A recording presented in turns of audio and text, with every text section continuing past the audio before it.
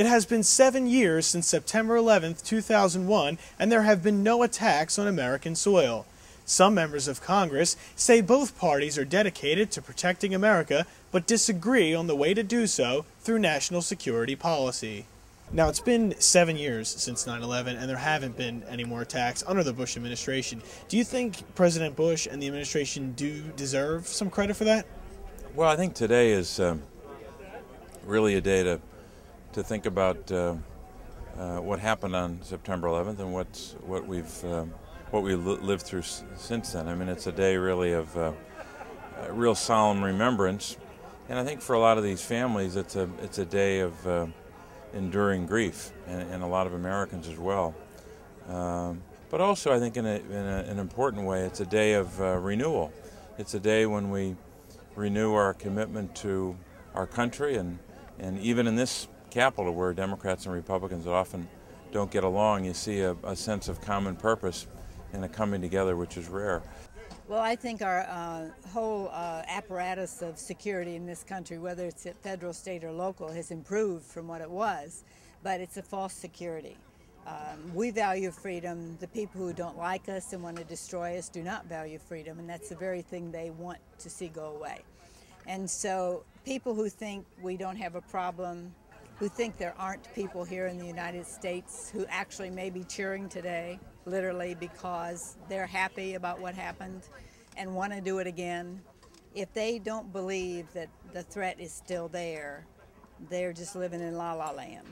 Speaker Pelosi says everyone deserves credit for America not being attacked after September 11th.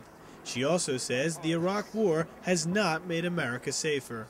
All the lines of national security issues, it's been 7 years since the September 11th attacks, and we have not been attacked again on American soil. What do you think is the reason for that? Do you give President Bush credit for that? Well, I think everybody deserves credit for that. Our first responders in local areas, some of the things that have been headed off have happened because of first responders or other law enforcement officials who have been alert. I think everyone is more alert since 9/11, and so God bless and thank God. I thank God that nothing has happened in that period of time. But make no mistake, the war in Iraq has not made our country safer.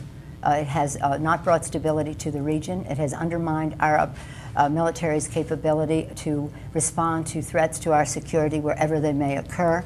It has diminished our reputation in the world to have the diplomatic alliances to keep the world a safer place. The war in Afghanistan has been intensified. It needs more attention. We have to be careful how we proceed there, of course, but that was the real war on terror. So I think we have to have a new direction in our national security as well. And again, coming back to the first point that I made, whether it's in the neighborhoods and communities and cities and towns, cities and states across our country, whether it's our national security, our first responsibility is to keep the American people safe. And every one of us, from a first responder to a President of the United States, to God bless our men and women in uniform for their courage and patriotism, for playing a role in all of that as well. U.S. and Pakistani officials said Wednesday the Bush administration is ramping up its hunt for Osama bin Laden, the mastermind of the September 11th attacks. How would you personally assess the situation? Because, you know, it's been 7 years and the mastermind behind the attacks was never brought to justice, and we went over to war in Iraq before it was finished. How would you assess the situation? Do you agree with the decision that was made to go into Iraq? Well, I agreed with the decision to go into Iraq, yes, because there was a despot there who was killing thousands of people. But the bottom line of all of it is we still have a job to do. I think most people will agree with that. We have to work in a way with Pakistan to try and get better cooperation from them. I think we need to be going after him like we are, and I think that that's still an issue that we can't give up on.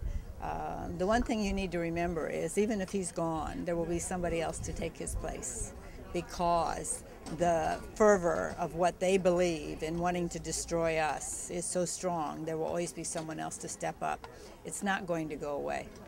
You've campaigned for Senator Obama. How would you recommend he address national security issues when on the other side they do tout that there have been no attacks under President Bush? How would you recommend he kind of, address that issue on the campaign trail? I think he's addressed it well. I don't have recommendations for him, but I do think that there's despite our disagreements, not only today, but on a lot of days. There are a lot of disagreements, but I think there's a basic commitment that both parties have to keeping the country safe, and I think that's something that maybe we don't talk about enough and maybe not is reported on enough, but I think there's a lot of consensus on keeping the country safe in the midst of some disagreements about how to get there.